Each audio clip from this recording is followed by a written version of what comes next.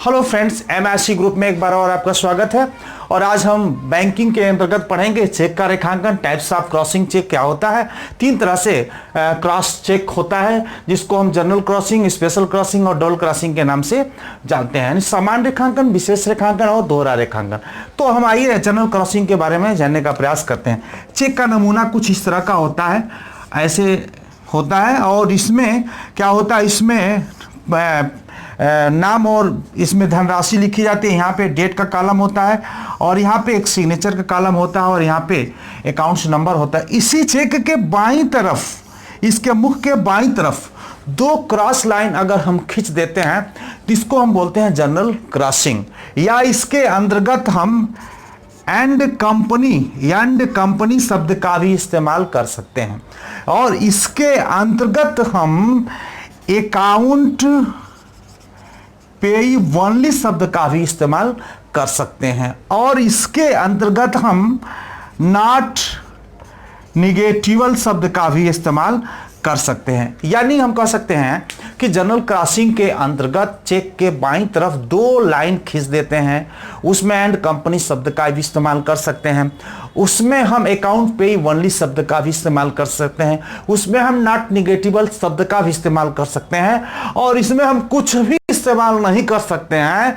अगर केवल दो क्रॉस लाइन खींच देते हैं तो इस चेक का भुगतान मान लिया जाएगा कि इसे अकाउंट के माध्यम से ही किया जा सकता है। नहीं, जनरल खिड़की के माध्यम से इस चेक का भुगतान प्राप्त नहीं किया जाएगा। केवल क्रॉस लाइन खींच देने से ही इस चेक का भुगतान अकाउंट के माध्यम से किया जाएगा। इसी को हम बोलते हैं जनरल क्रॉसिंग, इसी को हम बोलते हैं जनरल क्रॉसिंग। अब इसको हम मिटा करके हम आपको स्पेशल क्रॉसिंग के बारे में बताना चाहेंगे। स्पेशल क्रॉसिंग क्या है? स्पेशल क्रॉसिंग के बारे में चेक का स्वरूप यही होगा। और स्पेशल क्रॉसिंग के अंतर्गत चेक के बाईं तरफ जो इसका मुख होता है, इसमें दो क्रॉस लाइनें खींच करके इसमें किसी बैंक का नाम लिख दिया जाता है। जैसे मान लीजिए एसबीआई लिख दिया गया, तो इस चेक का भुगतान स्टेट बैंक ऑफ इंडिया के ही बैंक से किया जा सकता है, किसी अन्य बैंक से नहीं किया जा सकता। इसी को हम बोलते हैं special crossing. State bank India से करना हो तो स्टेट, अगर हम पीएनबी लिख दिए तो पीएनबी बैंक से किया जा सकता है। अगर हम यूबीआई लिख दिए तो यूनियन बैंक ऑफ इंडिया से इसका भुगतान प्राप्त किया जा सकता है। इसी को हम बोलते हैं स्पेशल क्रॉसिंग। यानी चेक के बाईं तरफ दो क्रॉस लाइन होता है, उस लाइन के अंतर्गत किसी बैंक का नाम लिख दिया जाता है, तो उस चेक का भुगतान उसी बैंक के माध्यम से हम कर सकते हैं, किसी अन्य बैंक से उस चेक का भुगतान हम नहीं कर सकते हैं।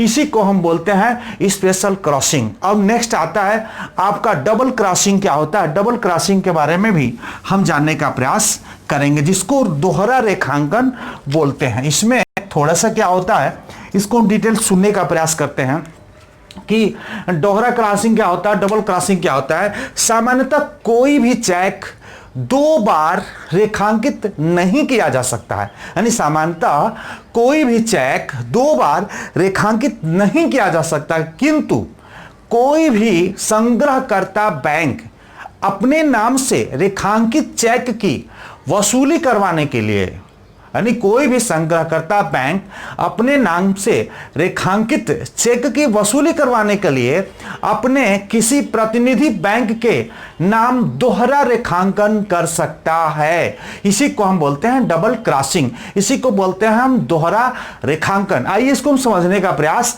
करते हैं। जैसे मान लीजिए ये एक चेक है, यह एक चेक है, और ये जो चेक है वो पीएनबी का है। यह चेक मान लीजिए, चलिए सेंट्रल बैंक का मान लेते हैं। यह जो चेक है सेंट्रल बैंक ऑफ इंडिया ने, यानी सीबीआई बैंक ने जारी किया। सेंट्रल बैंक ऑफ इंडिया ने इस चेक को जारी किया है, और किसके नाम जारी किया है?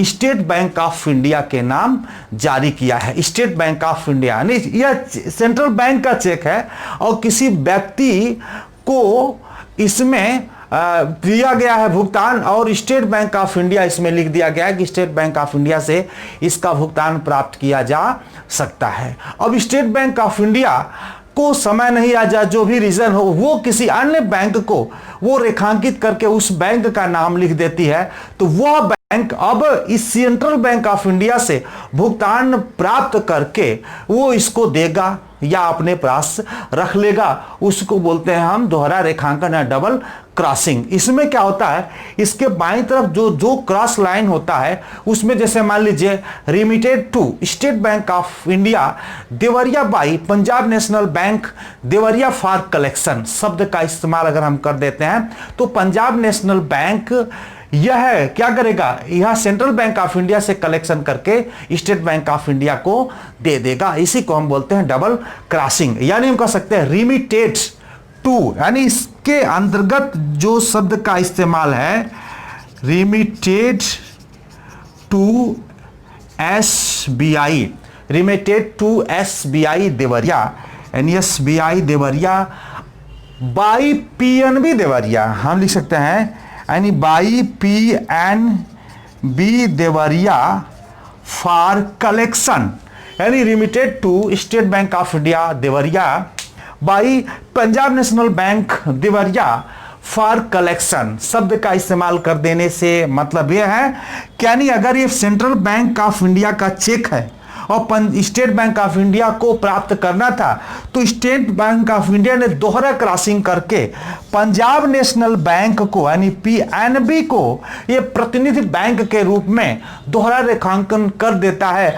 और पंजाब नेशनल बैंक यहां से वसूली करके यहां पे अगर स्टेट बैंक ऑफ इंडिया को देना है तो स्टेट बैंक ऑफ इंडिया को दे देगा, जो कमीशन लेना होगा वो ले लेगा। इस तरह से हम कह सकते हैं दोहरा रेखांकन डबल क्रॉसिंग क्या होता है। यानी एक बार और सुन लें, सामान्यतः कोई भी चेक दो बार रेखांकित नहीं किया जा सकता है, किंतु कोई भी संग्रहकर्ता बैंक अपने नाम से रेखांकित चेक की वसूली करने के लिए अपने किसी प्रतिनिधि बैंक के नाम दोहरा रेखांकन कर सकता है।